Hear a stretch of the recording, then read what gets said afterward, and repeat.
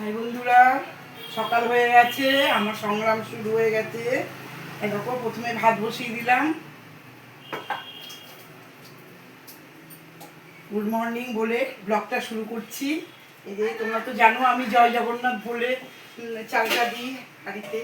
জয় জগন্নাথ, জয় জগন্নাথ। অল্প চাল তো এই জন্য ওইভাবেই দিয়ে দিলাম। এইবার টিফিনের ব্যবস্থা, টিফিন তো হয়ে গেছে, এই তোমার দেখাচ্ছি। দাঁড়াও, যে বেগুন ভাজা দিলাম, একটু গরম গরম বেগুন ভাজা, একটা লাড্ডু দিলাম, আর একটা কলা দিব। এই কলাগুলো দেখো 2-3 দিনে আনার আগে এই দেখো কীরকম পচে গেছে, ফেলে দিতে হবে। এই কলাগুলো পোকা পোকা উঠে গেছে, ছোট ছোট পোকা উঠে গেছে। এটা হলো আমাদের আজকে সকালে ব্রেকফাস্ট। আর এদিকে দেবো পরোটা, এদিকে 2টো পরোটা দিলাম,